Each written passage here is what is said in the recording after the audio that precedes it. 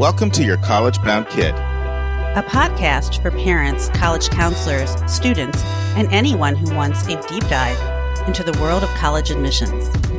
Hi, this is Andy Strickler. I am currently the Dean of Admission and Financial Aid at Connecticut College, located in New London, Connecticut. I've also worked in athletics and admissions at Kalamazoo College, Beloit College, Sinus College, and Guilford College in Greensboro, North Carolina. I'm Mark Stucker, and I'm the founder and producer. Our mission is to make college knowledge available to all. We care deeply about your kid. We believe college is a match to be made and not a prize to be won. We believe in being genuine and transparent.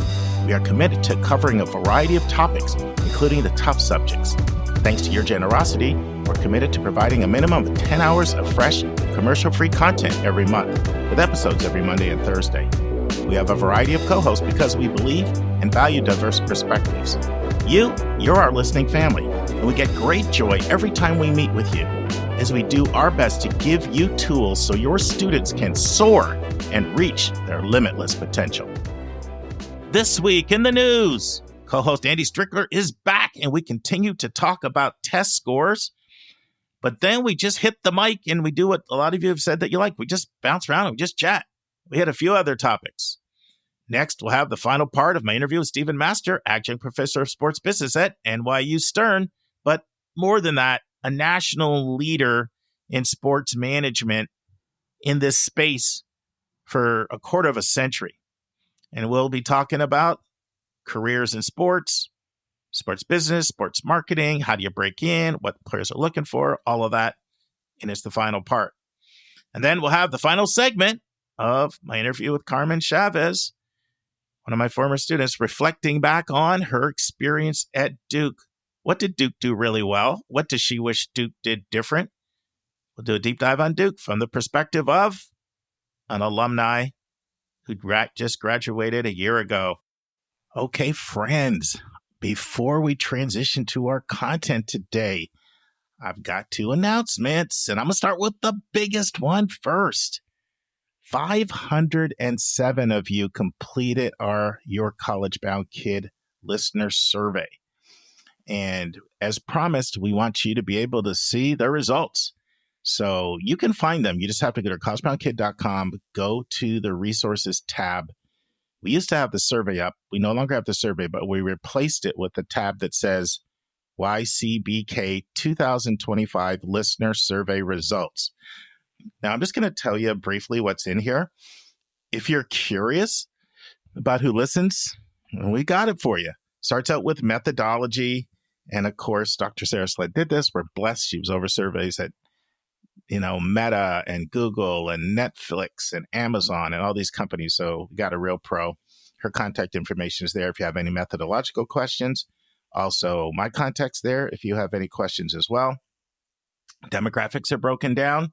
So you can see the percentage of our listeners that are women versus men. And all these have like pie charts as well. If you're more of a visual person with data, what is the average age of our listener? That's broken down by people that are 60 to 69, 50 to 59, 40 to 49, and so on. So you can see that.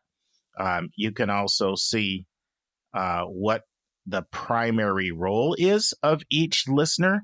And so you'll see what percentage of people would be parents, guardians, what percentage of people are public school counselors, independent educational counselors, private school counselors, CBO counselors, community-based organization. You can see all that stuff broken down by percentages, if you're curious sort of how our listeners identify. Also, you can see the ages of the students. So what percentage of listeners have somebody in all the way from basically infant kindergarten all the way up to a college student, high school student, middle school, all that stuff. It's all broken down if you're curious about that. You can see what type of schools our listeners' kids go to. Are they public? Are they homeschooled? Are they charter? Are they magnet? Do they have somebody in public and private, religious? Like all that's there for you. You can also see what grades our students are getting in high school. And this doesn't influence some of our content.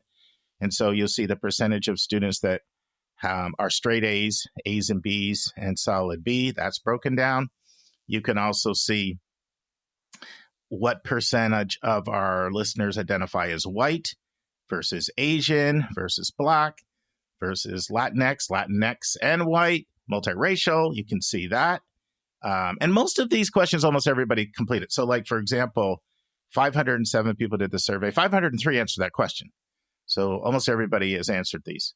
And then you can see what the education level of our listeners is. So what percentage of our listeners have PhDs, doctorate or postdoctorate, a professional degree, master's degree, bachelor's, associate, some college, high school or GED only, and just some high schools. You can see that broken down. And 506 of the people completed that question. You can also see the income levels of our listeners, and that's broken down all the way from under 50, 50 to 100, 100 to 200, 200 to 300, 300 to 500, 500 and above. That's broken down there.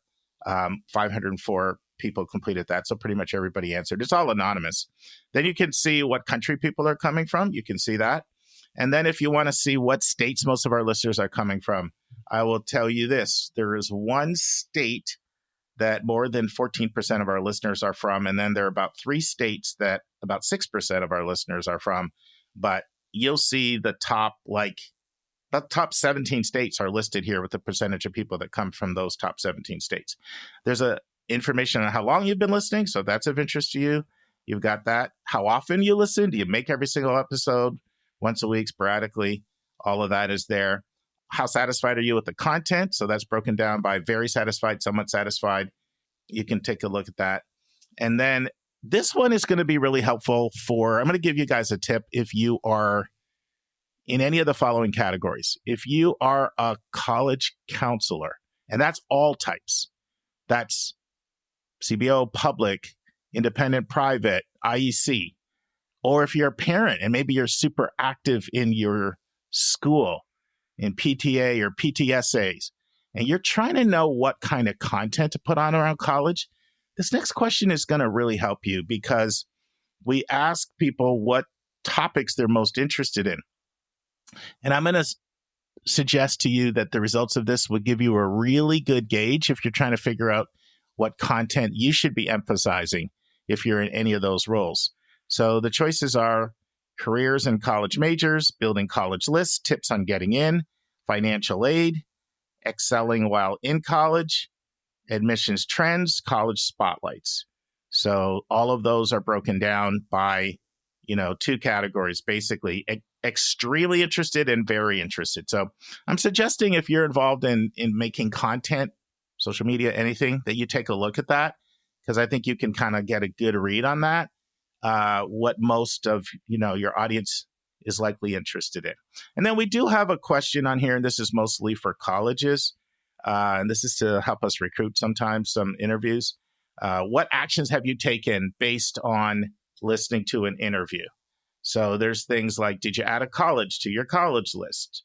Did you visit a college? Are you enrolled in a college because of something you heard on the podcast? Have you mentioned it to others? Visited the website? So there's a bunch of kind of quotes that capture sort of the essence of the questionnaire or survey.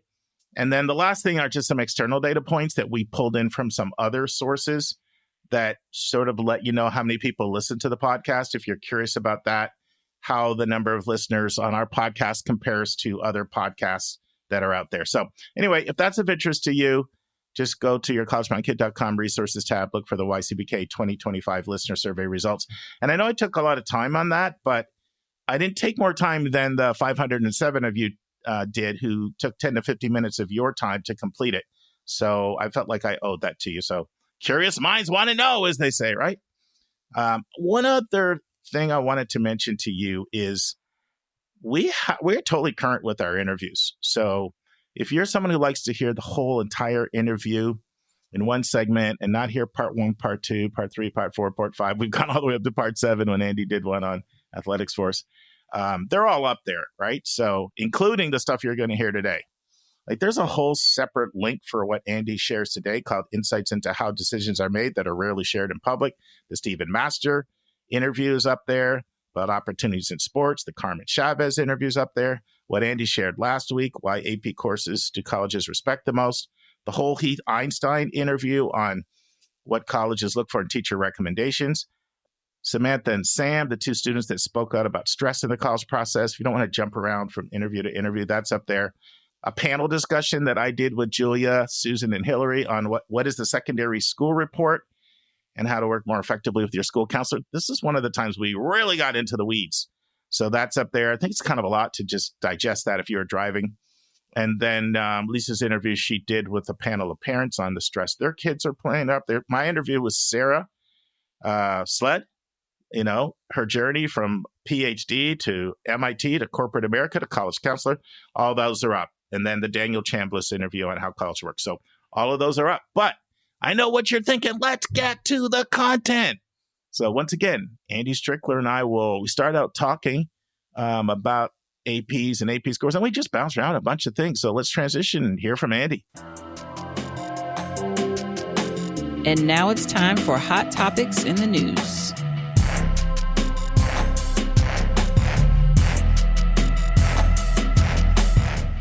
Some of them have even said they like AP scores more. And then I'll talk to other people that say we don't look at them. They're just a complete non-factor. And so tell me what your thoughts are on them, and give me your sense and just kind of the sense of other chief enrollment officers who you talk to about, like, you see a kid has got 8 5s and 2 4s. It seems pretty impressive to me. And it's hard not to see that when you're flipping through that part of the app. We don't require them. We don't have a formalized way in which they're incorporated into our academic assessment. For us, the critical thing we're trying to assess is a student's willingness to challenge themselves. Mm-hmm. Success at a small liberal arts college is defined by, I think, 3 things, or it's influenced by 3 things. First is, there is some quotient of intellectual horsepower that leads to success at places like this. But I would say that's smaller than the other 2. And the other 2 are you willing to challenge yourself? Mm-hmm. And are you willing to seek out assistance when the challenge is pushing you to grow and develop beyond where you've maybe grown and developed before, academically and intellectually? So for us, it's seeing a student who has the willingness to challenge themselves, mm-hmm. which is most important to us in the process. If we see AP scores, we can't unsee them. I'm sure a bunch of 1s make an impression on you too. And there's always a public school kid. The funny thing is that I can't remember ever seeing a bunch of 1s. I can remember seeing a bunch of 2s. Right. But then the question I'm asking is that more reflective of the student, or is that more reflective of the high school environment in which they've taken those AP courses? There's certainly a lot of truth to the second, because absolutely. Because, and if you need any more proof of that, like, I'll give you an example. So when I was at Westtown, we moved away from the AP curriculum. Yep. But Kurt Wicks, the chemistry teacher, liked the AP curriculum. We called everything advanced. So his kids would routinely get 5s when they would go take the test. Right. Other people in English or history, they moved so far away from that curriculum that they're gonna probably struggle to get a 3 because they'd only covered 40% or whatever the material. So exactly. I've seen that correlation between the teacher and the score. Yeah. Even there's a school, I don't know if you know this school, Durrell. It's a charter school in Miami. Okay. And those kids crank out crazy AP scores. Right. And some of it is the teaching, and some of it is how much of you concentrate on the test in the teaching. Right. That too. So there's a lot of components of that, but then it's hard because it doesn't mean nothing, because it's something about content mastery of subject material. I know it's really nuanced. Totally. Yeah. Everything within context. And there's certain schools where, we're going to see A's on AP sort of on the transcript for AP classes, and see weak AP scores.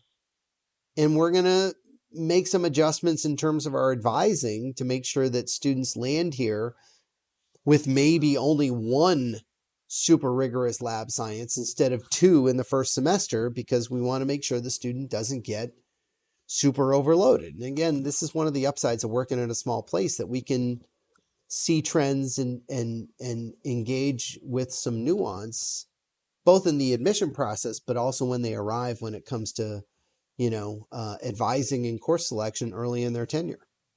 Now, here's the thing. A student takes a test. A student takes 8 AP classes through junior year, and they only report 1 or 2 scores. Is that something that's noticed? And then once again, I want to be careful, because like when I talk to MIT, when I interviewed them, they're like, it is not going to be in your best interest to not report a score without an explanation. Right. So I don't want our listeners to think there's a one-size-fits-all answer that applies to every school on this. Absolutely. We may not even notice that, Mm-hmm. Because again, we don't ask for AP scores. Someone may fill it out in the testing part of the application, but that's really it. We're more concerned about preparation and challenge and the willingness to challenge than anything else. And then there are also pieces around socioeconomics when it comes to testing that gets a little uncomfortable for us. All of that stuff. Are you talking about, like Yale told me when I asked them that? They said, the demographics of where they're coming from can play a difference here.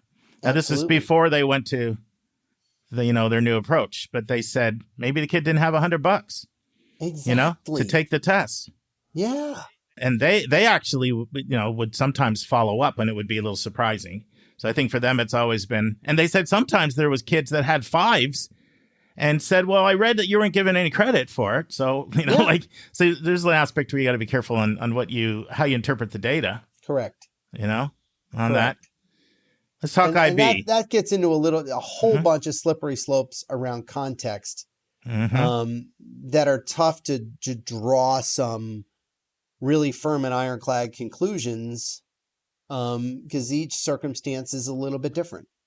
I mean, my experience in general is the more you go up the selectivity tier, the more that the AP scores end up playing a role. Correct.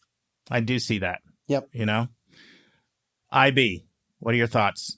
Everybody seems to love it. Yeah. Same thing with AP. It's just a little bit more integrated. It's a little bit more intentional. The mannerism by which IP is constructed and students move through that curriculum is a really strong translation to what goes on at interdisciplinary liberal arts colleges. So, we love IB, but I don't want families on the podcast to get the sense that, they're saying IB is better than AP. I know. Because it's all within context of what's available to you, and it's all in context as to what you choose. And for us, what's most important is a student who is willing to challenge themselves. That's it. And whether it's AP, IB, dual enrollment, whatever most rigorous classes at Westtown, advanced courses, whatever it is. Yeah. Go take something hard that's going to kick your butt a little bit and force you to adapt. That's what sets up success in college. Would it be fair to say, though, when you see someone's completed the IB diploma, you're like, no questions about this person challenging themselves? Correct. Yeah. As we have our internal assessment on rigor, IP diploma candidate is one of these sort of uniform things where like being right at the top in terms of rigor assessment. I've noticed over the years, some of my IB diploma kids, they really get in some schools that you might not think they would get in if you just looked at like a test score or GPA. Yep. Yeah, exactly. Yep. Yeah. Anything else on this testing subject that we haven't talked about? Great. Love it. What about when you get narratives? And how often do you get narratives? Narrative transcript? Yeah, the St. Anne's and the Carol. I know. I used to hate them too, Andy. You got to read through all that stuff. You guys should see the look on Andy's face. Yeah. I remember a student from 3 or 4 years ago. I will not name the school. The student ended up here. It was a 127-page transcript. Who read that? I did. No, you didn't. I did. Oh, my goodness. Talk about dedication. We had some staff turnover. We had a staff member leave mid-year due to some really really unfortunate family circumstances. And as a result, it was just one of the stragglers that hadn't been read. So one night I was like, all right, I'm going to read The Student. I took it home and I didn't it wasn't like I was reading. Sure, you're skimming The Boys in the Boat, which is the greatest book I've ever read. And I reread sections. I mean, I read it pretty solidly, but Wow. 127 pages of like the same narrative. It's a lot. I can tell you, it's absolutely a lot. 27's a lot there, Andy. I know. Seven's a lot. I mean, how many trees are we killing with this thing? I mean, come on, folks. Thankfully, it was a PDF on my computer screen, but yeah. So, for folks who select schools where that's the case, the upside of a small place is we can read that stuff. I was once on a panel, and I will not name the individual or the school, but at the time, the school had north of 100,000 applications, and we were talking about application reading, and I said, we spend 25 minutes to half an hour on every app because we were still single reading every app at that point.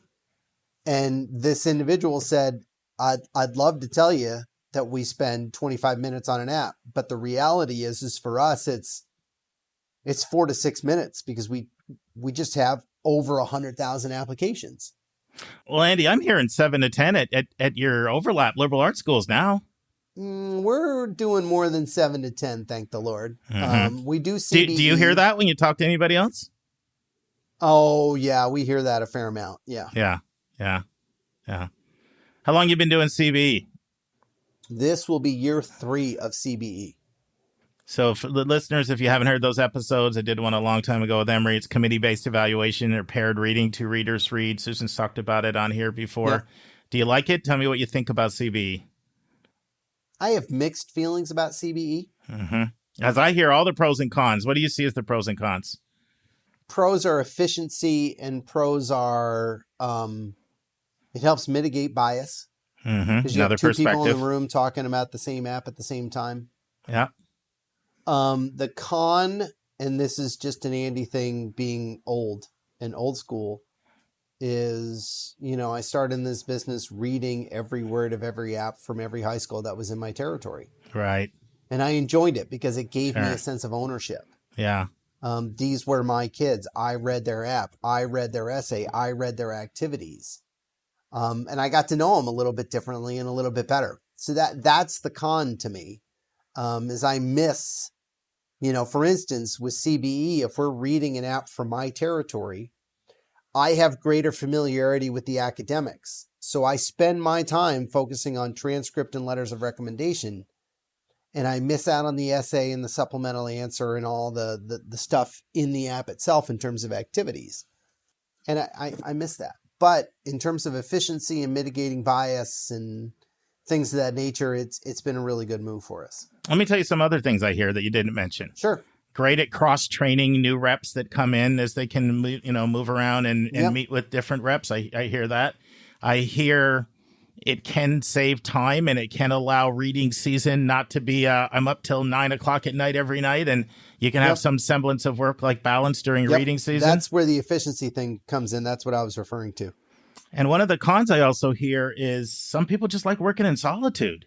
Oh, and now you're forcing them in there, with somebody, and they just prefer to work in solitude. Yep.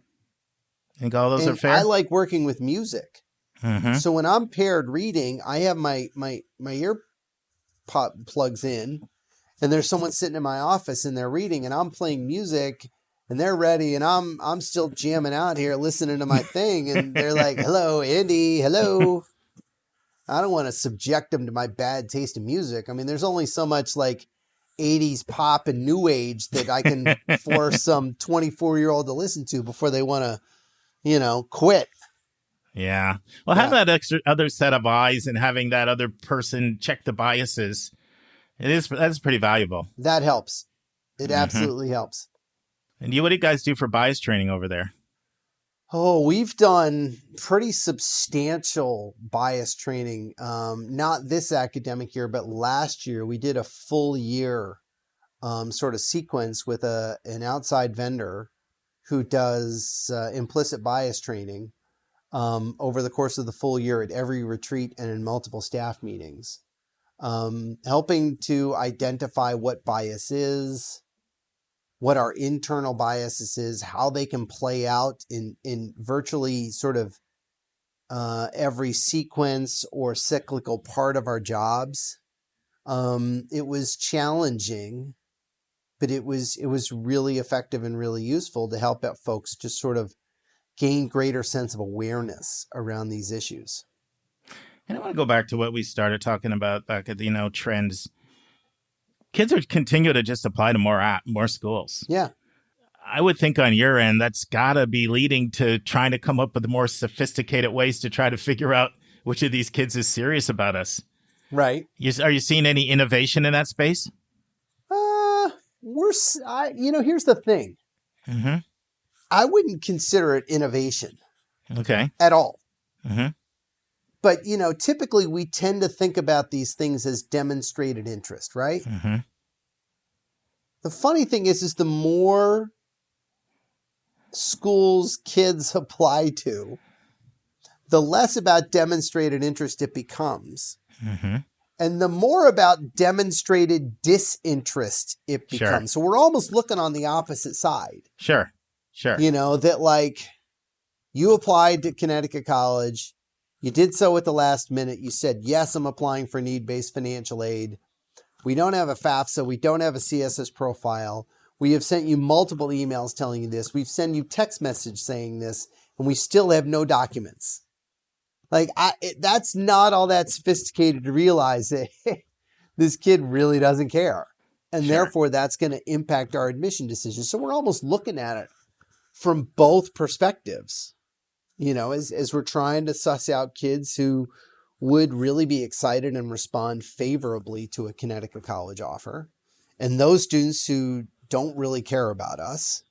And then there's a third cohort of students. Any idea what it would be, Mark? No, I'm drawing a blank. Ready? Here's Yeah. the third cohort of students, okay? Mm-hmm. The students who don't really care about us at all. Oh, I thought that was similar to the last one. Hold on, here's okay. the caveat. Until they get all their college decisions. Then they realize, oh man, I needed to be really excited about Connecticut College because Brown and Dartmouth and Cornell weren't going to accept me with my 3.1 GPA. I have to tell you a story on this one. So Chelsea Hawley, she's over Spellman's office. She's doing a presentation, and she was talking about, like, people have no idea what we see. Like, someone's had no communication with us. None. And then December 15th comes out. They clearly didn't get in their ED, and they're all over us like white on rice. Exactly. That's the stuff you're talking about. Yeah, well, normally it's like whatever the Ivy League admit date is, Mm-hmm. which I think is March 29th or 30th, whenever they do it. It changes a little bit, but it's It end of changes March, a little bit. start of April, depending on the year. Yeah. But you have these students who have shown absolutely no interest, and then they realize Brown and Dartmouth are not going to take them. And they get a whole bunch of bad news in their decisions, and they're like, oh my gosh, now Connecticut College and all these peer institutions who I've ignored Sure. for 4 months because I applied at 15 minutes before the deadline because my college counselor's been begging me to diversify my list because they know you are massively overshooting. Sure. So that's the happens all third time. category. That happens a lot, by the way. Totally The does. overshooting.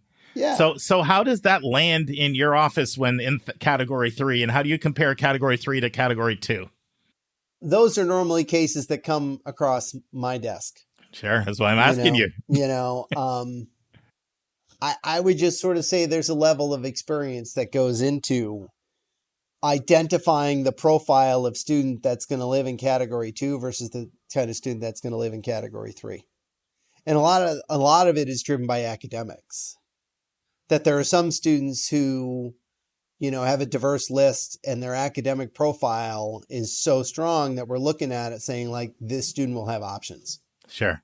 And then there's a certain different academic profile, which isn't weak, but it's mildly different. And we're going to say, oh, there's a good chance this student is overshooting. Mm-hmm. And therefore, come April 1st, they might be very interested in Connecticut College. You never know. You know? Do you find you have more interest in category 3 or 2 or 2 or 3, or does it depend on whether the kid meets your institutional needs? And then you take more a shot. category 3 than category 2. Right. You know, category 2, you know, it's pretty clear that like an offer of admission is got a very low propensity for substantive engagement from the student. And therefore, you know, we're going to do what we need to do.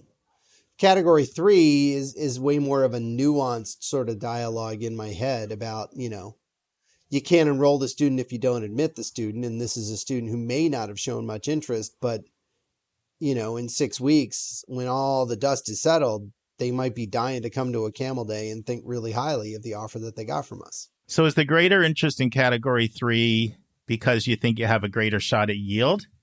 Or is it because the kid is stronger? Is it more yield-based? It's more or is it yield-based than anything else. That's what I thought. Yeah. Yeah. Because hey, you know, it's no different than the athlete who's obsessed with having to go D1 because he sees schools on ESPN, but that D3 coach is still recruiting a bunch of those kids because they know, you don't look D1 to me, and you could, or maybe you're barely D1 but you're not going to go to the level that you want. And if I show you enough love. Right.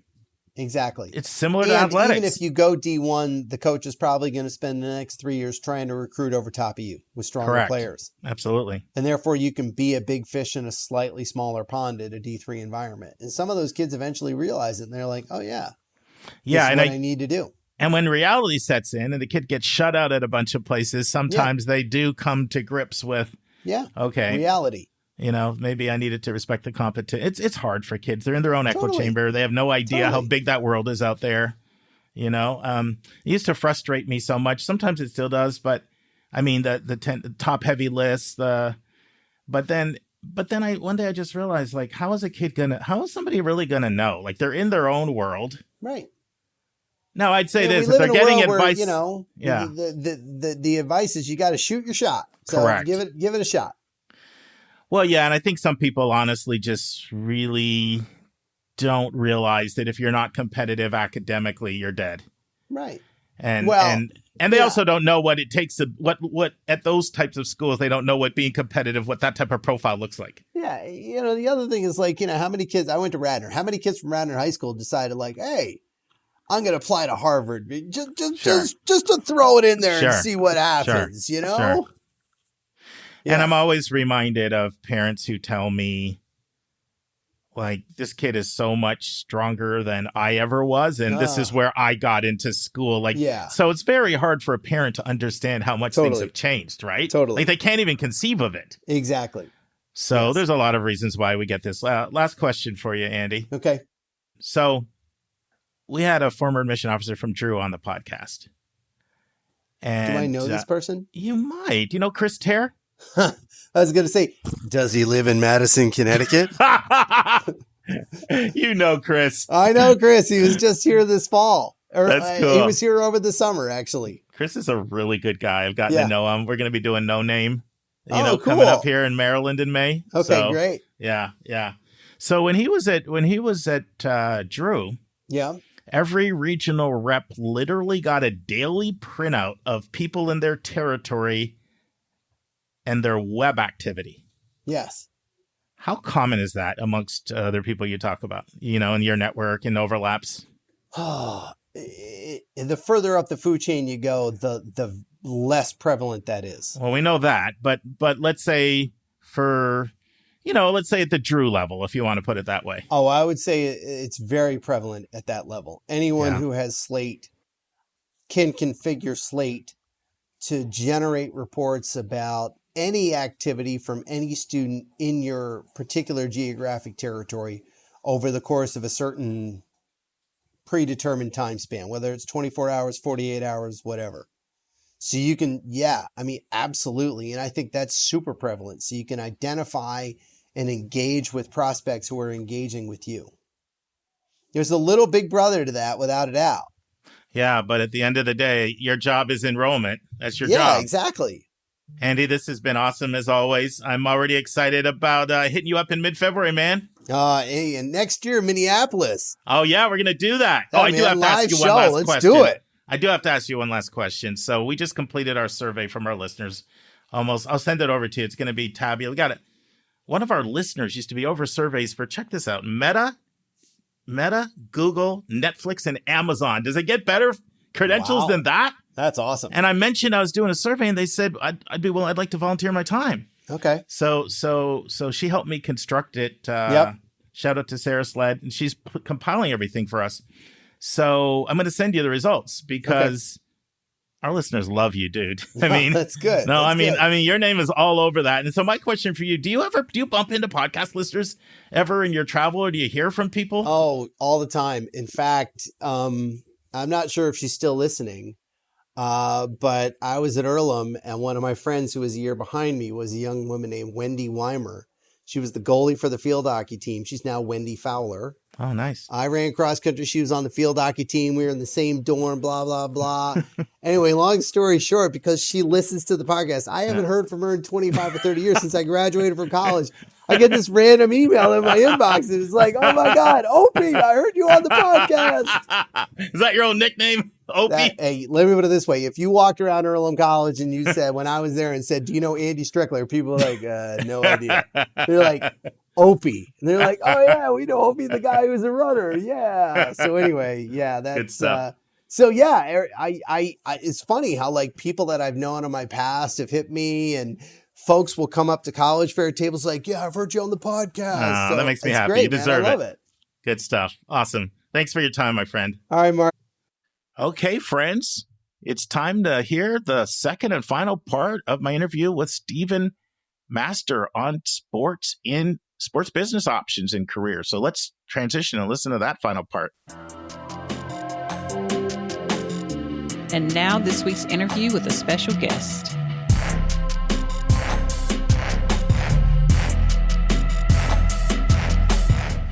Friends, last week I started an interview with Stephen Master, one of the nation's foremost experts on sports management. I mean, his resume is impeccable. And if you missed that, I'd strongly encourage you to go back and hear part one. But in part two, Stephen continues to talk about the importance of networking. Stephen talks about how to reach out to a potential employer. Stephen talks about how to stand out in an interview. And he talks about some of the other skills that kind of make a student stand out if they're interested in sports management careers.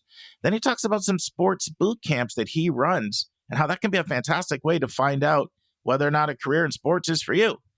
And then Stephen goes on the hot seat, and I really want you to hear his answer when I ask him this question: what do you wish your 18-year-old self knew?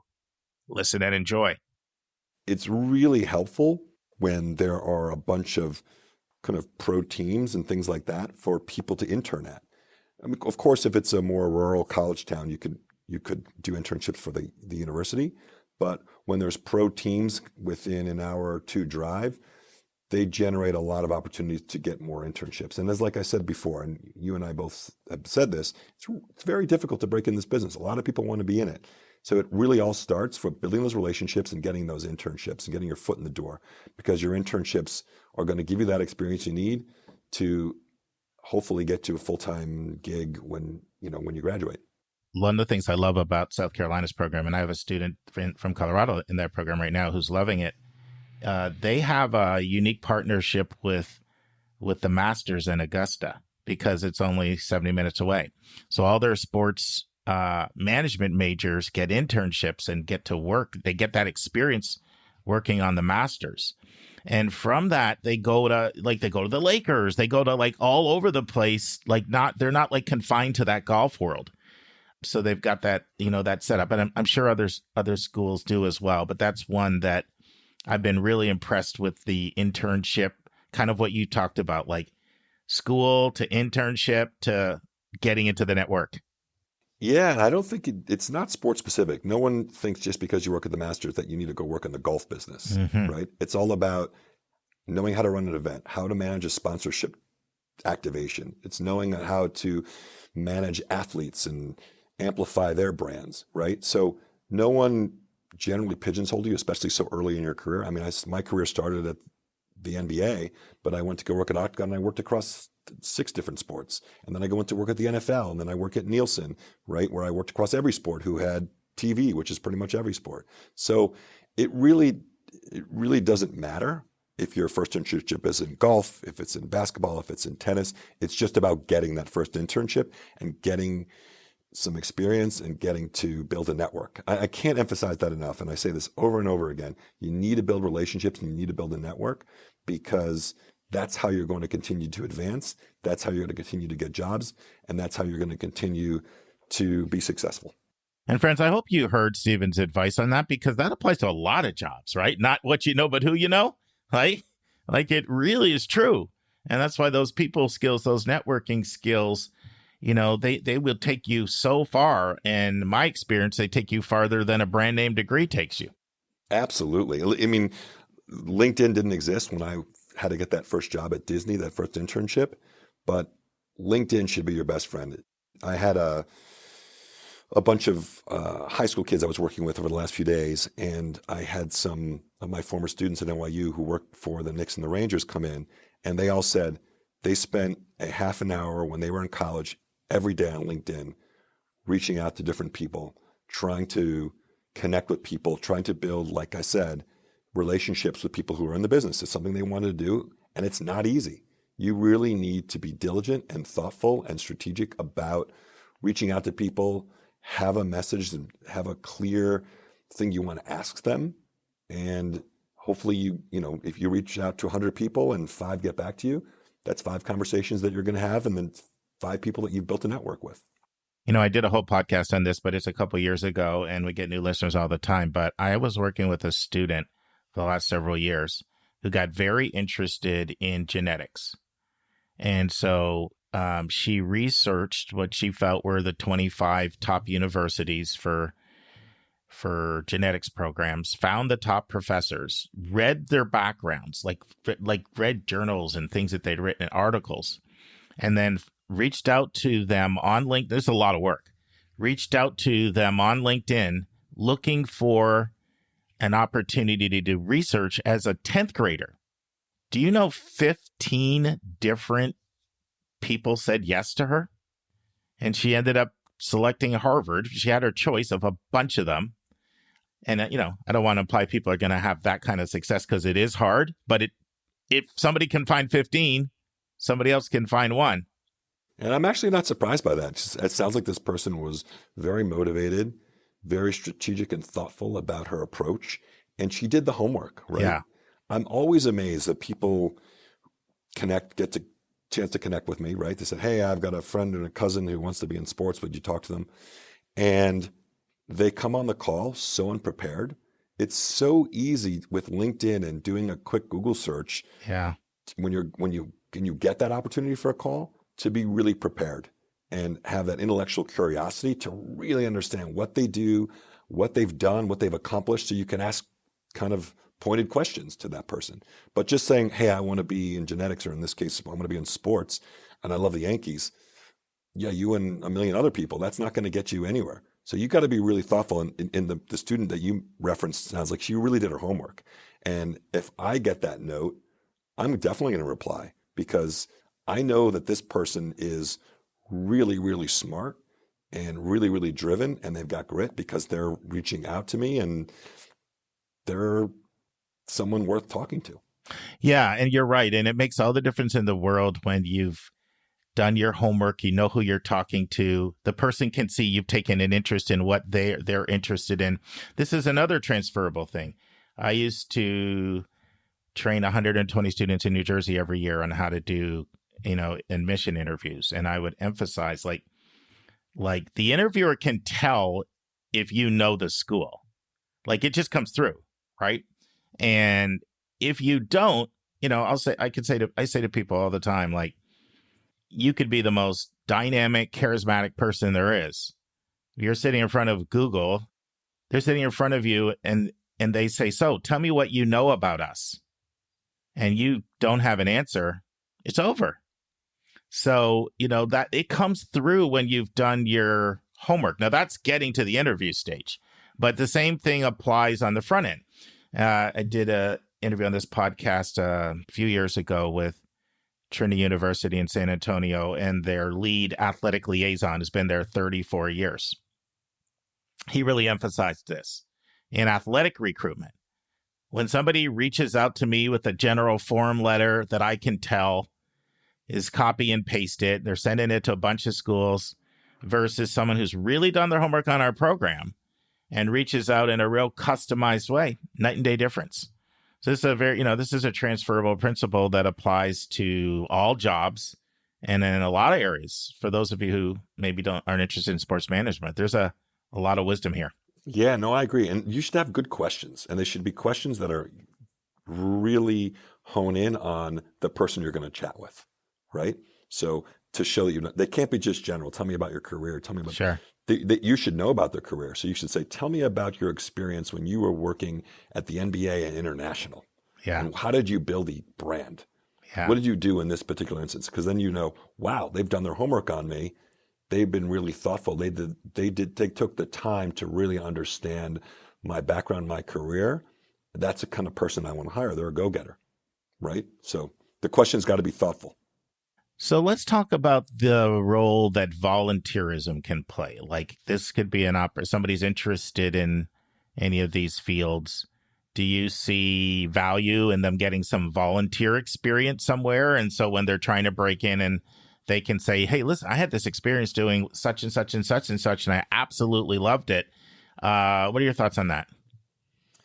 Absolutely. So I live in Westchester County, New York, right? So there's a couple of small colleges who are right in my area.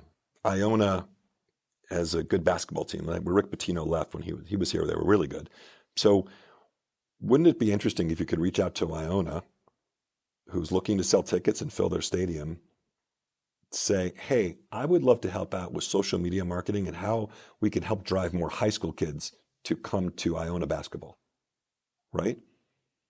They probably won't pay you, but if you're really thoughtful about your request and tell them exactly how you can help drive their business, they would probably be open to hiring you as an intern. Just to make that point, this is completely off the subject of sports, but it applies. There's a guy I listen to sometimes. He's a really smart guy. His name's Meb Faber, and he's got an investment podcast. And he was talking about how many times when somebody wants to get an internship with him, they lead and it's all about them.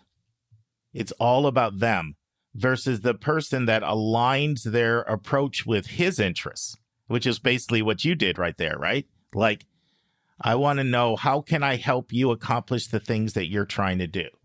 Very different than coming in and touting and flexing and going on and about yourself. And he's like, I go for the person who shows me they're aligned with my interests and communicates that.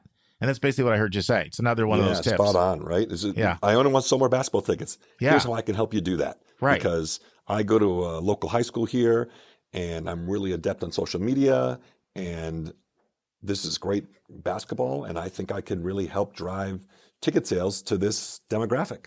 Right. It's like very different than like, I really like sports. I'm a 3.9 student. I think I'm this, I think I'm that. I mean, obviously there's a point, there's a balance, right? Because part of selling yourself is being able to be confident about what you're good at. But doing it in the context of, I'm about help. I want to help you get to the next level. Or is there something that I could do as a volunteer to do that? I interviewed a student on the podcast years ago topic was how to figure out what you want to do. So she thought she wanted to be a dentist. So she started out initially just reaching out to, every single dentist she could, saying, I want to learn about dentistry. She started out like, whatever I need to do, like I'll run to the mailroom. I'll do this. If you can kind of let me get exposure to what life as a dentist is like. So that eventually led to, come on in. And that led to more and more responsibility. She proved herself. And then it's like, I feel really guilty not paying you. You're doing a lot of really good work for us here. Next thing you know, the request for the shadow day, which was the original request. The original request was for a shadow day. Turned into an unpaid volunteer opportunity, turned into a paid volunteer opportunity, or a paid job.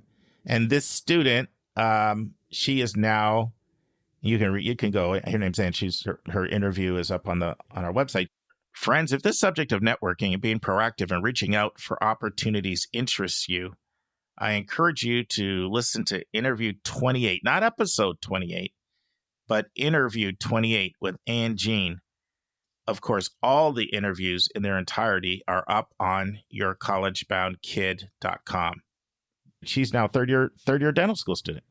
That's a great story. And I think that the sports business, like any business, is very challenging to break into. And I would say sometimes it's even harder to break into the sports business, given that there's such high demand for, like we said, 400 programs now that are sports focused. So you've really got to stand out amongst your peers, and you've got to do your homework and make sure that you're kind of setting yourself up for the path for success. And I think this conversation is hopefully getting people to think about that. So what role does experience play in helping people to break in? So I'm thinking of your whole scenario you talked about with, hey, help you sell more tickets, right? What if someone starts at a smaller college, rather than, hey, I'm going to go for Syracuse or UConn or whatever, where there may be a lot more competition, and gets a little bit of experience doing it, so that when you do get that opportunity, hey, this is what I did over here. I absolutely loved it. Here's a reference. They're more than willing to talk to you about what I've done. What are your thoughts on sort of starting there? Because, it's smaller opportunities. There may be less competition and less people banging down the door to do that. Yeah, that's why I mentioned Iona, right? Yeah. It's a school in New Rochelle. It's not obviously as high. They still play in the NCAA tournament if they win their conference, but it's not as well known as a UConn or a Syracuse, or even also in Westchester is the Knicks G League team, right? Their minor league, developmental team. So of course everyone would love to go work at the Knicks if you live in the New York metro area, but the Knicks don't really potentially need a high school student. But someone who says, I want to work with the G League team, they play at the Westchester County Center. Well, they could potentially use some help, right? Because they're not selling out every night. So how can you help them? How can you connect them to sell more tickets, help with sponsorship sales, things like that? Because obviously it's minor leagues and it's not as sexy or as glamorous as working for the New York Knicks NBA team, but you could really cut your teeth and learn a lot. And then you've got that on your resume. So then when you go to the Knicks to have a conversation, say, look, I worked for your G League team up in Westchester. Are there any other either skill sets, and you've mentioned several, we've talked about research here, we've talked about honing your sales skills, we've talked about networking, any other additional skill sets and or college majors that are pathways? So some of the college majors we've talked about business, we've talked about communications, we've talked about sports management. Did we miss anything in either of those categories, either other sort of degrees that could lead to the career path or skill sets that we haven't discussed? Well, I think one that is also psychology, right? So you think about that is sports fan is short for fanatic, right? So can you, as a psychology major, think about doing research around sports fans, right? They're always doing market research to understand fan behavior and consumer behavior and thinking like that, right? Brands, that's what they're always thinking about. So psychology could be one that's you may not think of. It's not right off the first thing that comes to mind, but that's one because they're trying to, again, sell more gear, sell more tickets, sell more sponsorship. And a lot of that is around fan psychology. How do you tap into that psychology to do that? I would think just marketing maybe, and then maybe... Yeah, marketing in general for sure. Yeah, marketing in general, and then maybe statistics maybe, or not? Or is that a stretch? Yeah, statistics is that data and analytics side for sure. Yeah. Right, that's super important. And I think that sports finance, right? So you could get a degree in finance and, every major bank, whether it's JP Morgan or Goldman Sachs or Bank of America, they all have sports groups now. That's a vertical for them that they're covering.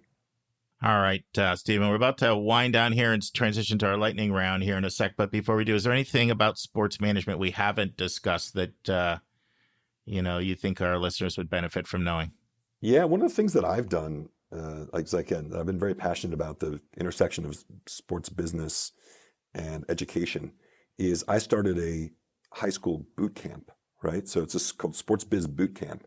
And we're doing it in New York City. We're doing it during school breaks. I'm partnering with some high schools, and then we have a kind of a 2-week-long thing over the summer. And this is really targeted towards high school students who are interested in the business, and they're thinking about a career.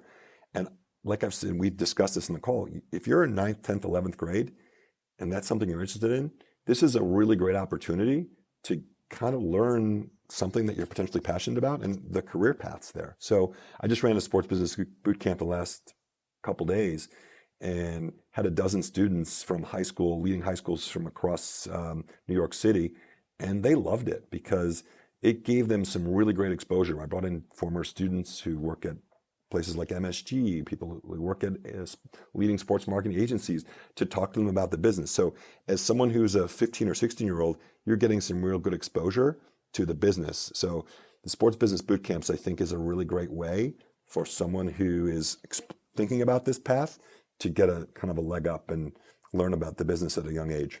I mean, I think that's fantastic. So for yours, does yours have a residential component, or is it just for locals? No, in the summer, we don't have a residential component during the school year, but during the summer, we're going to have spend a week in Chicago and a week in New York. And we're going to, the cool part about it is all the field trips that we're going to be able to take, right? So we'll, during the week in Chicago, we'll go up to Northwestern and we'll meet with the athletic director at Northwestern, and then they'll get a whole insight around NIL and the kind of all of the changes going on in college sports. And we'll spend a day at Wrigley Field, and we'll hear from some of the senior folks at the Cubs, and they'll talk about what it's like to work at the Cubs and different game day operations of the Cubs or marketing at the Cubs. And then obviously New York, it would be more the Yankees or the U.S. Open. We'll talk about, how American Express activates at the U.S. Open, which is one of the biggest sponsors for many years at the U.S. Open. Or we'll go to the office of Fanatics, which runs all of the sports merchandise. So this is a real good hands-on opportunity for high school students who are interested in the business of sports to spend 2 weeks kind of taking a real deep dive into the business. And again, we talked about this before, it's about building relationships. So here as a sophomore or junior in high school and during the summer, you're going to build relationships with 15 to 20 different people who work in the sports business if you attend a boot camp. So I think I know our listeners enough to know there's some people that are like, where is this? Sign me up. But when I say residential, I mean the kid in Los Angeles, Texas, Florida, who's hearing this and says, I'm interested in that, but I don't live in New York, don't live in Chicago. So is there like a component for somebody to come out of state and attend? Yes, no, I'm working with a company that's going to, we'll stay in hotels or dorms or things like that, right? So you'll come to Chicago and spend the full week at a hotel. It's like almost like a summer camp. Sure. But it's taking place in Chicago. Yeah, right? that's so great. If you live in Los Angeles, or even if you live in Europe, or you live in Mexico, or you live in Asia, you could come and spend a week in Chicago, and then we spend a week in New York, and everything's covered, right? It's a real fully comprehensive experience where you're living in that city, working in that city, learning in that city, and building relationships in that city around all of the different sports teams and properties or brands in that market. So what kind of cost are we looking at for a program like that? So the 2-week cost is between $6,000 and $7,000, and it includes all your food, all your content, obviously all the lodging. Sure. So it's in line with a lot of the other kind of different summer programs that people are looking for. I mean, I think a lot of people do things where they go travel in Europe, or they go do a volunteering in South America or Central America or Africa. This is really a much more academic focused program, like academic enrichment. So hopefully this will help with your, college applications, because you'll have, we do a capstone project in each week. So you're going to have some really tangible things that you worked on that you can share in either a college application or an interview or whatever the case might be. So is there a website for this, Stephen? Like how do our families find out more details? I know our families, there's going to be interest here. Yeah, well, thanks for the opportunity to talk about it. sportsbizbootcamp.com. So SPORTSBIZ bootcamp.com. So I think hopefully if people are interested in this topic, they will visit the site, and if it makes sense for them, they'll check it out and enroll if it aligns with what their summer plans are. And is it already up for enrollment? Like, could they sign up already, or is that coming up in the, not too distant future? Yeah, no, the summer camp, it's very much live, and you have the ability to, there's a 2-week session the first half of July, and there's a 2-week session the second half of July. So there's a couple options depending on, you might have family vacations or summer jobs or different things going on. And then again, like I said, we're doing stuff with high schools where I'm getting contacted by leading high schools from not only in the New York area, but California and Chicago and other places across the country who are saying, hey, I would love to do a 1-day boot camp. We have got a school holiday on Veterans Day, let's say, and I'm doing a 4-hour boot camp for their students. Awesome. All right. Well, we have a policy, no first time guest gets away without going on the hot seat. So we're going to transition to the lightning round. So how do you relax? How do you chill? I wouldn't call it chilling because I'm always stressed out, but my favorite thing is watching Michigan football. Yeah, of course. I like, can't get away from that. Especially when we play Sparty, Michigan State. But, of course. So on a Saturday. Not during D'Antonio. He was 9-4 against you guys. He did crush us. He did crush us. But my favorite thing, how do I chill? I really enjoy watching. I mean, I work in the business. I enjoy watching my favorite team play. And then on Sunday, last night, I'm from Chicago, like I said, so I watched the Bears game. So awesome. I really do enjoy watching sports. And that's a fun 3 hours for me. Well, if they win, it's a fun 3 hours for me. Sure. Yeah. Not against USC last week. No. What's your favorite kind of food? So I would say, being from the Midwest, I enjoy tailgate food. So I'm a big fan of hot dogs, especially Chicago-style hot dogs and burgers and brats. And to me, an ideal Saturday or Sunday, if I'm going to an NFL game, is a tailgate, right? I love all the pomp and circumstance of kind of pre-gaming and having a couple of beverages and cooking on a grill, and it just puts you in a good mood, and you're hanging out with family and friends. And so I love a lot of different foods, but tailgating puts me in a great mindset. So you're definitely in the right business, because think about it. Your first answer was watching Michigan football. Your second answer was tailgating. So you were right when you said, I want to transition to something that I love, right? From investment banking to the sports business. So here's a deeper one. What do you wish your 18-year-old self knew? Truthfully, I really wish that I knew how important it was to network at that age. Right? Yeah.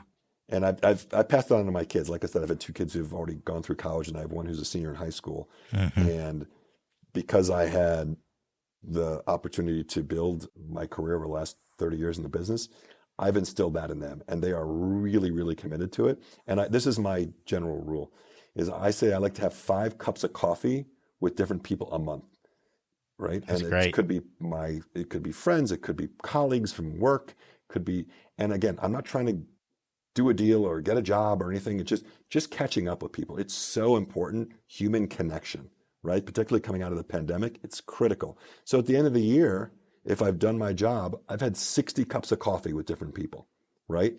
And that's 60 people who I've touched, who I've reconnected with. Just this morning, I actually had with a neighbor of mine who works in the sports business. We didn't know each other. Someone connected us. I'm like, let's meet for a cup of coffee. And we had a great 45-minute catch up. And we each paid $5 for a cup of coffee. And we've got this new connection. And we've already on LinkedIn together. And that's a perfect example. It's super important. Connection doesn't happen over text message. It doesn't happen the same way when you're with someone in person and kind of, shooting the breeze. Super important. You're like around at least my 250th interview on here. At least it's done 30 or so for our whole team. You've hit the networking piece harder than anyone, and it's really important. And I really appreciate you doing that, because it's so critical. And I've never had anyone hit it as hard as you have. And think about it. LinkedIn is networking, right? So you talked about LinkedIn. And now you're talking about the importance of the cup of coffee, that in person. My brother's in outside sales, and he travels a lot. And he over and over and over talks about, you can't do what I do, from the home, man. I got to get out. Like, yeah, it's an expense. I'm on the road. There's no substitute for it. Got to have that face to face. It's so easy. It's so, Wayne Gretzky, we'll end with this one, was one of my favorite quotes. You miss 100% of the shots you don't take, Oh, that's right? awesome. So if you don't take your shot and you don't, it takes like the nerve to reach out to people on LinkedIn. It takes the nerve to go to a conference and walk around when you don't know anybody. So you've got to do it. And again, you're going to get a lot of rejection. A lot of people are going to ghost you and they may not respond. But even if 5% of the 100 people you reach out to respond, those are 5 people you're going to connect with and have a cup of coffee with, or at least have a Zoom call with. That's super important. And they're going to, and well, I always say this too, at the end of the call, hey, is there anyone else you think that I could benefit from chatting with? And you know what? If they've had a good call with you, they're generally okay with introducing you to 2 or 3 other people. Yeah, and then the follow-up, would you mind introducing me to them, which is awesome. Stephen, this has been great. I know you got to run and go teach a class here at NYU, but thank you so much for your time, and you've been a fantastic guest, and we really appreciate it. And I'm very confident some of our listeners will be signing up for your boot camp. So take care. Thank you, Mark. It's been a pleasure chatting with you. I've really enjoyed the opportunity to just kind of talk about this career and this business that I'm so passionate about. And I will say, it's hard to break into, but once you do, it's incredibly rewarding. And I had a guest speaker the other day who said, I didn't want my fun to start after 5 p.m., after I was done with my job. He goes, I feel like I'm having fun every day. I'm having fun 9 to 5. And I don't have to have my fun start after 5, after work, because I feel like I'm enjoying my work. And that's pretty special. Yeah, and thanks to Carrie Roberts as well, who connected us. So thank you, Carrie. Appreciate it. All right. Thank you, Carrie, and thank you, Mark. I really enjoyed it. Have a good day and the rest of the week. All right, take care. Okay, friends. A lot of you said you really enjoyed both the Stephen Master interview as well as the Carmen Chavez interview. Well, it's time for the final part of Carmen, and she continues to reflect on her Duke experience, giving her opinion of what she thinks Duke did well, what's Duke's personality, who is a good match for Duke, who's not a good match for Duke. Let's transition to hear the final part of my interview with Carmen. And now it's time for our College Spotlight of the Week.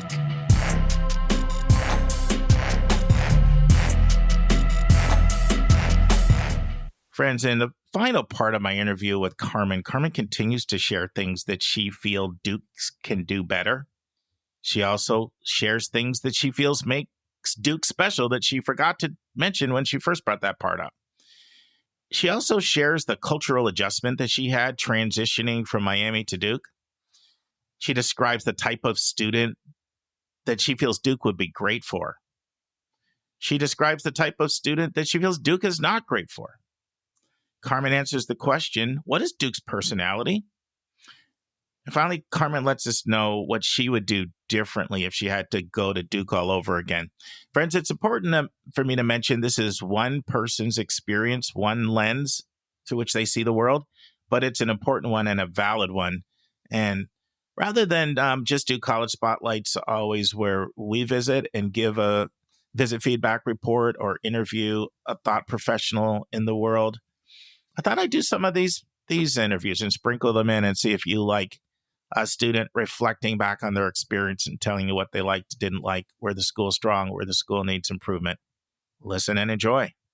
I remember working so hard for this, like putting so many things on the back burner and seeing other people treat what is to me an immense opportunity, like something that nobody in my family has ever experienced before, as a joke, as a way to like have fun for 4 years, as a way to just meet people. It seemed like this wasn't an opportunity for them. It was just like a check that they had to do before they got, I'm sure, a job that they already had lined up for quite some time, just in, I don't know, daddy's company or something. So it really hurts if you're from a background where you work hard for this, where I'm sure everybody listening to your podcast is from this background, where at least you want it really bad, or it's important to you in some way to get into college. So it can be quite a lot. It can be quite the shock. So maybe that's similar to what I was going to share that another family at Duke has shared with me. Lots that they like, but one thing that's been disappointing to them is they feel as if the social scene for girls just really revolves a lot around drinking and getting drunk and it's kind of hard to find your social circle if that's not your jam. Yeah. Do you feel there's truth to that? That's that would be how another family I have, at Duke would explain their biggest complaint. That is, I think, very true. And it's also a matter of how much like free time you have to party. So it's not just like the people partying. I think it also speaks to what I was talking about earlier. Oh, I think I actually forgot to mention this. That another thing I like about Duke is that it's like truly like you do hard work there. It's the classes are challenging. I really love that because I was a little bit worried from what friends at other universities were saying where like they didn't quite feel enough push, like enough reason to push, enough things to push at in classes. I felt it to be very challenging. And so for students to have this like free time to just always be partying, like no matter the day of the week, it was odd. But yeah, I would agree that that is the culture. That is like the predominant culture for socializing. And so that's also what I was talking about with the freshman campus versus West Campus. Freshman campus, you have RAs doing all this like, oh my God, like meet your neighbor, have some cookies at midnight, just a bunch of stuff. And it's focused on you guys getting to know each other. Same thing with the freshman writing class. But once you get to West Campus, that all disappears and all you really have is partying. So it's 100% true. Which is not to say freshmen don't party. They do. But it becomes that's the only thing left once you get to the sophomore campus. And Carmen, I think you're being humble. You say you're not the perfect student, but I remember you were ranked something like 4th or 5th out of 400 or 500. I still remember that. So I think you're being in your class. So I think you're being a little humble. You obviously had to apply yourself in high school or you Yeah. wouldn't have been like almost valedictorian. Not quite. I think I was like 8th. I don't think it I think you was. started at 4th and then ended up at 8th, but that's still pretty good. Went there like 400 or That might have 500 been in your class. it. Mm-hmm. So you're still top 2%. I just don't want people to think you were like getting C's over there. Oh no. Okay, you're right. This is the wrong place to to misspeak about that. Yeah. No, I was applying myself very hard. So let's talk about, and you may have already answered this, so you can pass on this if nothing comes to mind, but what did you not know about Duke until you got to Duke? You've already answered that to a large extent, but is there anything else you want to say to that one?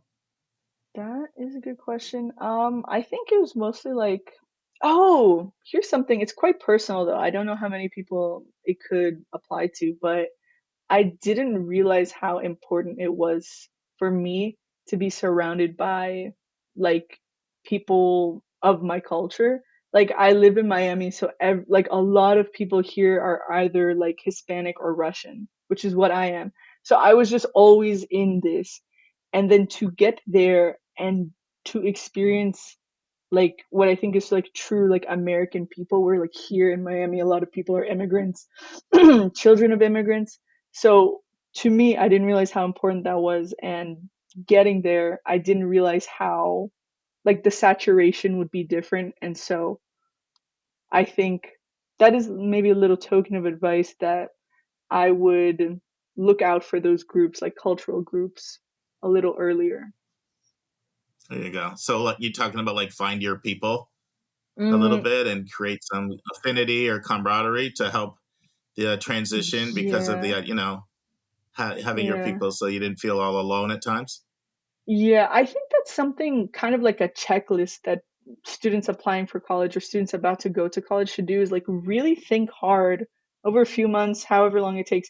Who do you feel comfortable around? Like, who do you live by? Who do you like hanging out with? Who do you take for granted as like being near you?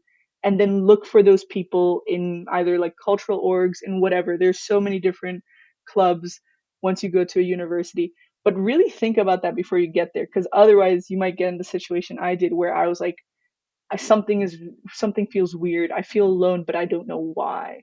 And so if you ponder on that before going there, you can come in more equipped and the transition will surely be easier. That's great advice. I hope everybody heard that. And I hope that's, so. whoever your people are is going to be completely different from one person to the next. So go through some self-reflection as who are my people and then make sure you seek to find them. It will help the transition to college. That's great advice. Describe the kind of student that you feel does well at Duke. What does that person look like? Duke would be great for the following blank. Who would you say? Somebody who is going to look out for all opportunities presented, because that is a great thing about Duke. There's always something you can do and add on to your plate. Always. No matter the time of the semester, the time of the year, I think there's a lot of pressure, understandably, to get all of your things for the year locked in at the beginning, first 2 weeks. But there were job opportunities, research opportunities, throughout the semester to join and lock in for the rest of the year. So somebody who is looking out for those opportunities, who always is doing that, would really thrive at Duke, because there are so many. There's so many research programs. It's really wonderful. So somebody who can really make use of opportunities presented. And let's ask the opposite question. What's the kind of student that you would, if you were, let's flip roles here, Carmen. You're the college counselor. People are coming to you and saying to you, is Duke a good fit for me? What do you think? What's the person that you might think, you know what? I think Duke might not be the best fit for you. What does that person look like? I think that's somebody who doesn't want to network, or doesn't enjoy that in any which way, because like I said earlier extensively, you really have a lot of exposure to professors, to industry professors, oh my gosh, great people you won't have realized have propped up different scholarly research for so long. So you have exposure to these people, access to these people. If you don't like networking, you will not like Duke at all. Duke is all about networking. It's because of its history as a graduate school, kind of focused university as opposed to undergrad focused. A lot of it is professional. The attitude of a lot of students is professional. And so if you don't like people adding you on LinkedIn after a night out, which I've heard so many people say, oh, I met somebody just passingly, and then I woke up the next morning and I saw they added me on LinkedIn. LinkedIn is important there. Having connections is important. Establishing those connections is important. I love doing that. I didn't know I loved doing that, but I love doing that. And when I got there, I was like, good, this is nice. Yeah, Lisa and I spent a little time at Duke, and we were just talking to a bunch of students out in, that area. It's almost like an outdoor eating area. It's kind of really nice. BC People Plaza. Grab a snack. Yes, It's kind of a great place to talk to students. They randomly and just talk to you. One student talked to us for 30 minutes, one student, and senior from New York. But we're just talking. And I came away from that just feeling how social Duke is, and feeling like it might be hard on an introvert. And I did an interview with, Duke's chief enrollment officer about a year ago, and I asked him that question: is Duke a hard place for introverts? What are your thoughts? I think so, yes. And I can speak from experience, because once I developed my chronic pain condition, it kind of forced me to be introverted. I was dealing with migraines and stuff, I couldn't be exposed to light. And so that changes your experience completely. If you are not outdoors engaging with people, whether willingly or not, it really limits your experience. So you are just I don't know, one friend away from, and that was really my case, actually. It was only because of my sophomore year roommate that I had this mutual friend, and then it trickled from that friend to my roommate to me, that an urban studies interest group was being formed. It was only by that I was able to learn about this group that became my home, basically, for my time at university. But having friends, having connections, being in the community, being in student groups and stuff, it is really the biggest thing you can do. So not doing that, or if you're not interested in that kind of thing, it's going to be very hard for introverts at Duke.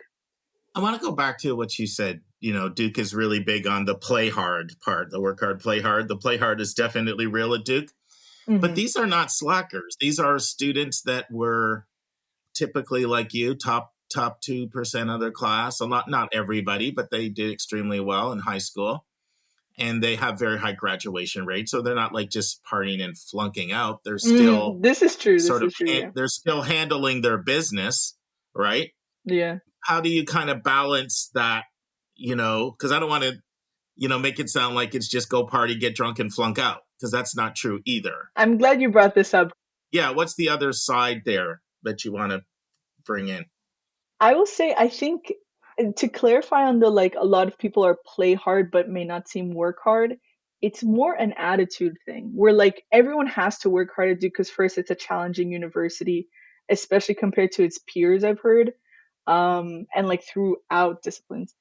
So you have to do that, but it's more about attitude, like how nerdy or how, I don't know, academic are you willing to be in social life? And I think it's more that the play hard students are willing to be like the opposite. Instead of nerdy in social life, they're willing to be like, I don't know, partying in academic life. So it's about like where that placement is. Because I remember many times anywhere in the library, in the massive, massive library system Duke has, I will hear people like studying, like working hard on problem sets, and also talking about like, what's the move tonight? Guys, what's the move this weekend?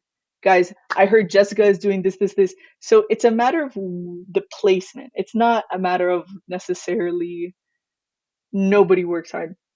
A lot of people do. Most people do that at Duke. I can It's tell you more, there is a yeah. lot of interest in a place, going to a college, to a place where you feel like you get a good education, but still have fun. And it's just not a constant grind all the time. Like that is something people ask for a lot. Like, I want a good education, I want a job, but I don't want it to be stress city, grind. Stress city. And like that's very appealing to a lot of students that I work with. It really is.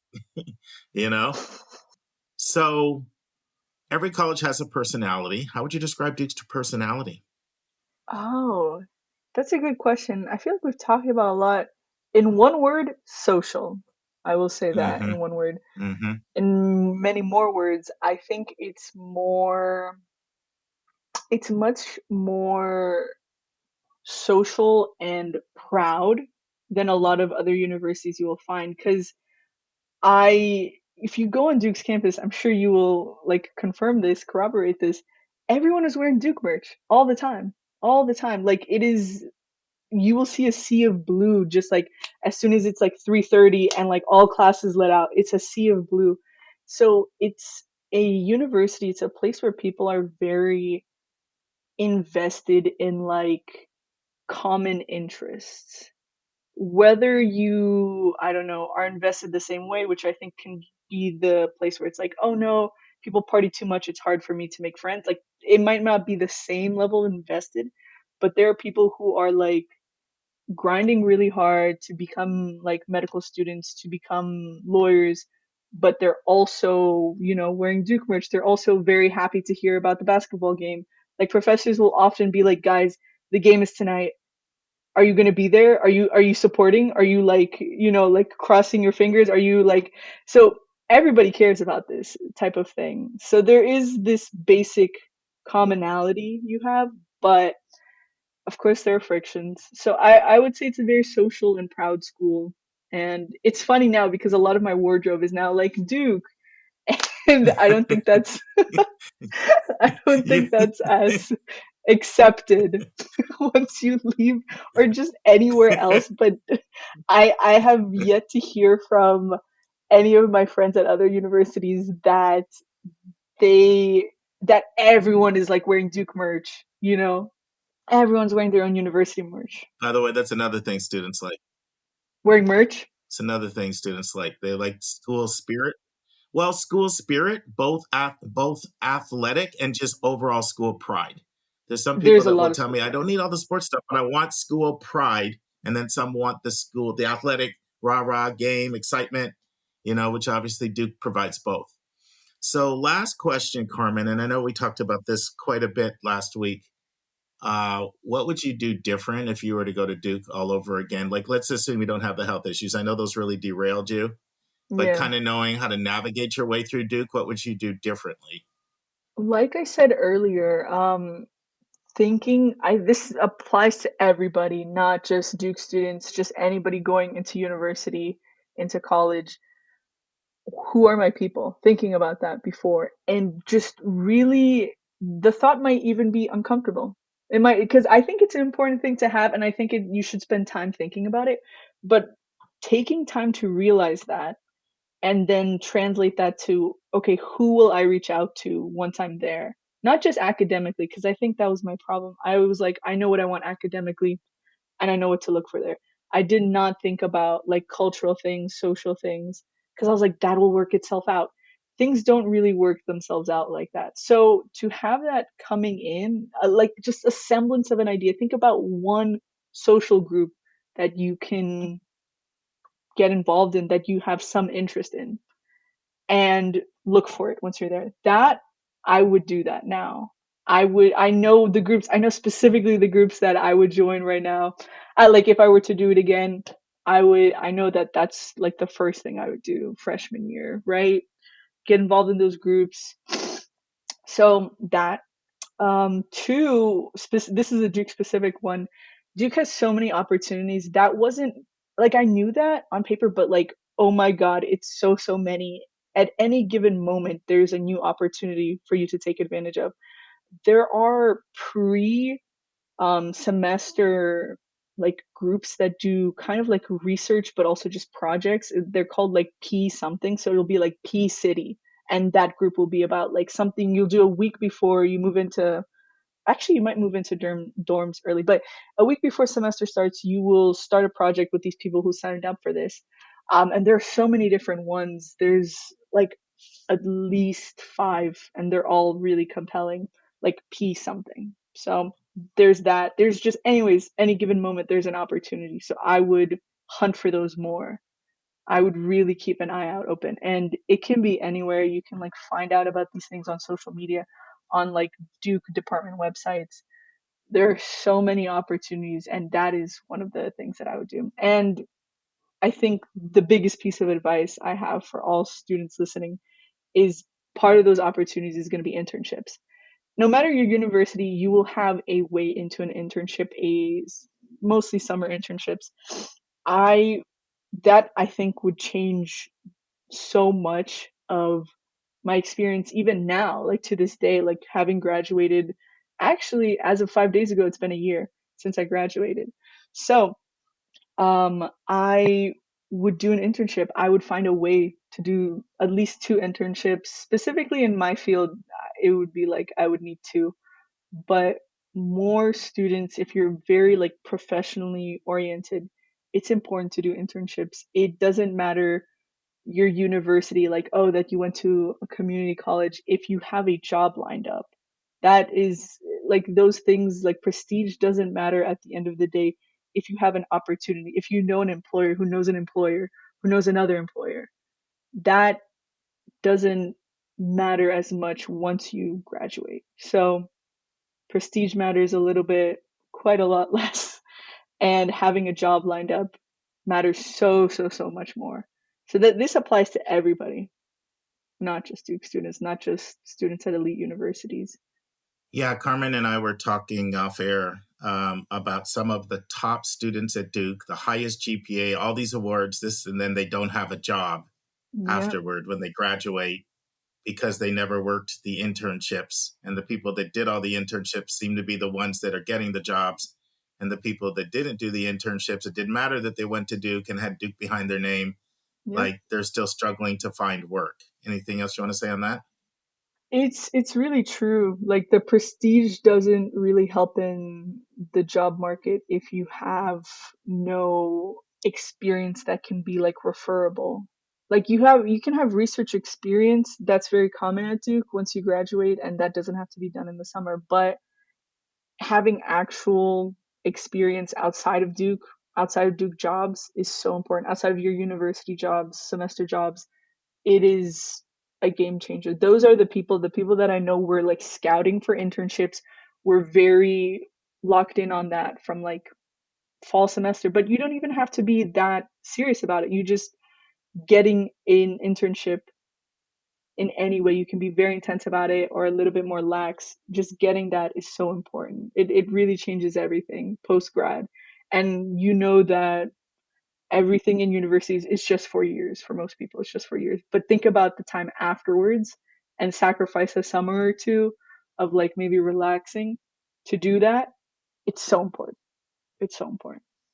Do you think the average Duke person sort of thinks that just going to Duke is going to open up more doors than it automatically does? Like, do you think there's some disconnect between people thinking what the name will do for them versus getting into the real world? And then it's like, what's your internship? And Carmen, I know you've experienced some of this. You know, you want to just sort of share your own, like what you're doing now versus what you want to do and how you think an internship might have helped you? Sure, yeah.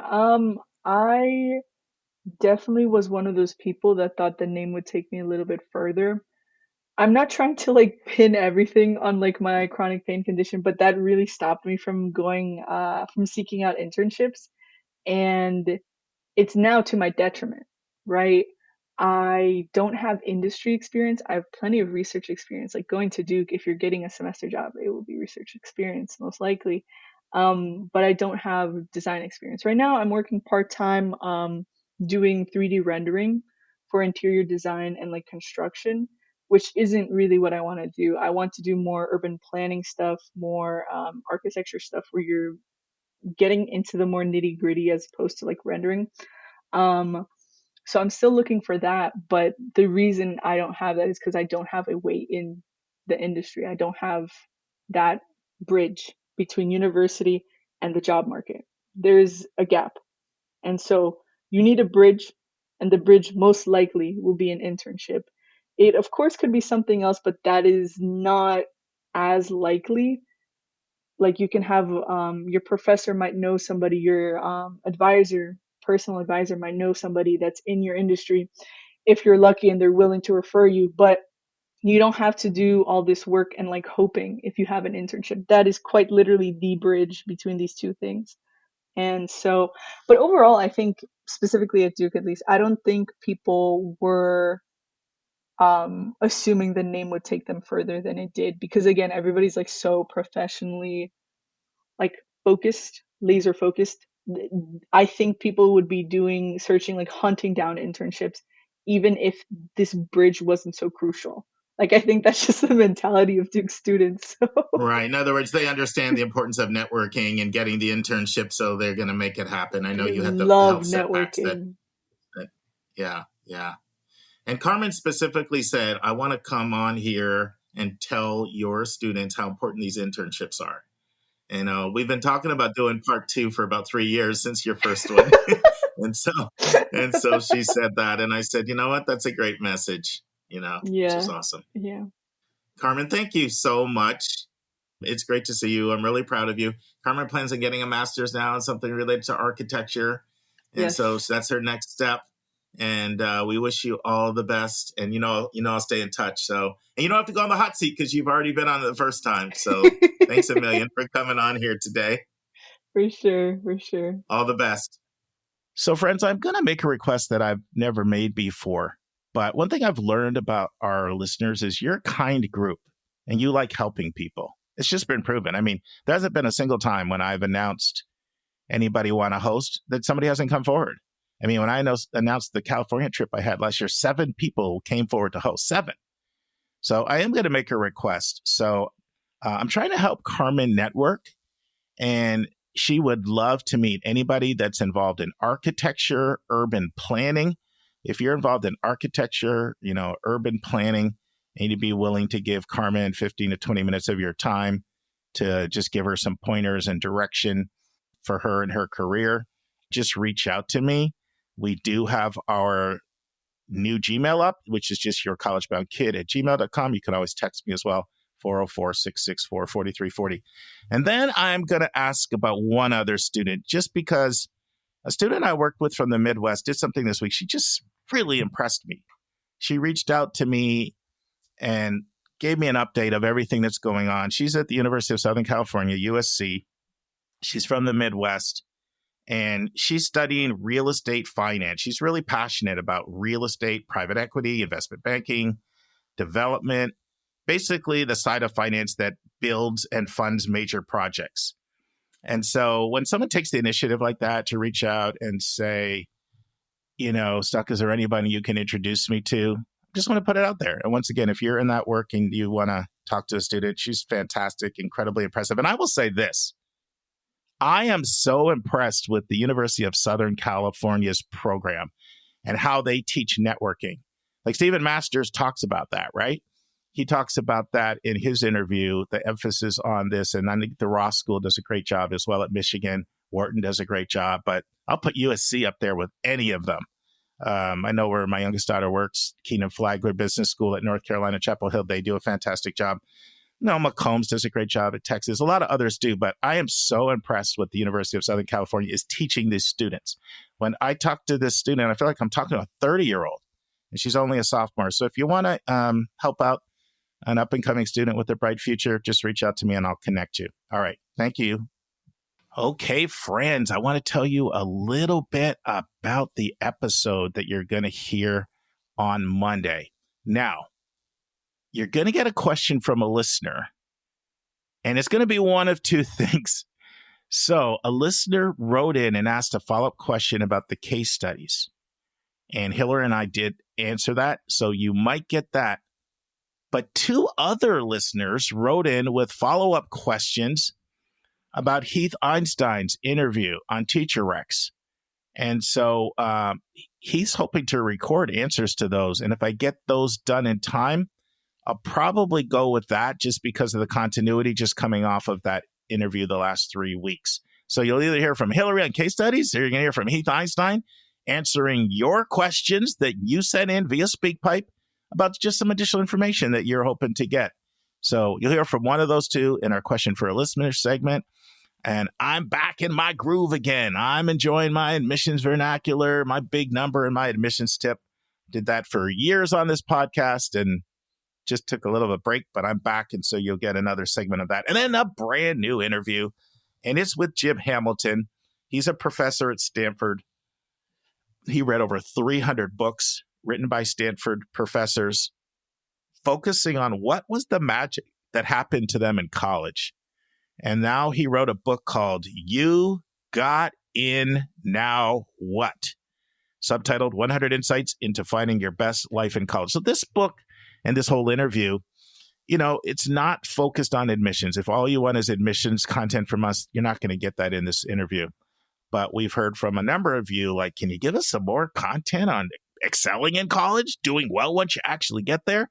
If that's your jam, then you're going to like what Jim has to say. It's a two-parter, and you'll hear part 1 of 2 on Monday's episode.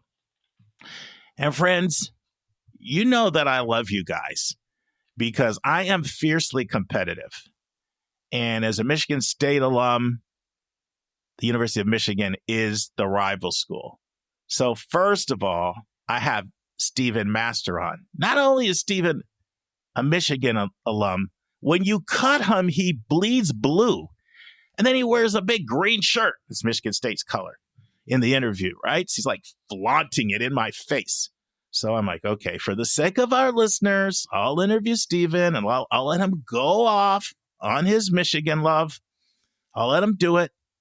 And now for my final quote, you're not going to believe it. Another Michigan grad. And not only a Michigan grad, somebody who I despised athletically. I didn't like him when he was in Michigan. I didn't like him when he was in the pros. But there is no denying the dude is bad. His success is incontestable. I mean, it's just very, very, very impressive. And who am I talking about? Tom Brady. And believe it or not, Tom Brady has a lot of really good inspirational quotes. So I'm going to share one of them with you today. And unfortunately, I'm going to have to suck in my Michigan State pride because I'm probably going to have some more quotes from Tom Brady. But I close you today with these words of wisdom from Tom Brady. You don't have to be the most talented. You just have to be the most determined. Think about that. You don't have to be the most talented. You just have to be the most determined. See you on Monday, friends. And that's our show. A big thank you to you, our listeners, for tuning in this week. If you find this podcast helpful, please follow us and you will get every single episode as soon as they are released. If you want to support our podcast, you can click the share button and send it to your friends and acquaintances. You can say positive things about your college-bound kid on your social media feed. And you can help us stay commercial-free and pay our staff by donating on the yourcollegeboundkid website. You can write a review for us on Apple or Spotify. And if you have a question or a recommendation, just go to speakpipe.com/YCBK, hit the orange button, and speak. We will do our best to get your question in your own voice on an upcoming episode. I am the producer of the podcast, and I live in Metro Atlanta. We have a fantastic team that has over 200 years of admissions and counseling experience. Shout out to our co-host, Dr. Lisa Ruff in North Carolina, Susan Tree in Pennsylvania, Vince Garcia in California, Julia Escobar in Massachusetts, Linda Depker in Missouri, Andy Strickler, the Chief Enrollment Officer at Connecticut College, New London, Connecticut, Hillary Dickman, an Admission Officer at Colorado College in Colorado Springs, and our International Admissions Expert, Kevin Newton in Dallas, Texas. Our sensational sound engineer is Nemanja Motvich. Our amazing music is from Victor Allen Weeks. Marketing designs from Kimberly Bloss. Our reliable webmaster is Stylionis Dimitru. Website updates are done by Joyce Stucker. Our image editor is Vlad Honchar. If you want to have a coaching session with me, just text me at 404-664-4340. If you want to reach someone else on our team, all of our bios with contact info can be found at yourcollegeboundkid.com under the About YCBK tab. If you want to get our free monthly YCBK newsletter, YCBK Plus, it is also under the About YCBK tab. If you want to see our recommended books and websites, they are on our website under the Resources tab. While you're on our website, check out our hundreds of interviews in their entirety. Check out our college spotlights, our blog, and our upcoming events. We think of you as our listening family, and we look forward to meeting with you every single Monday and every single Thursday.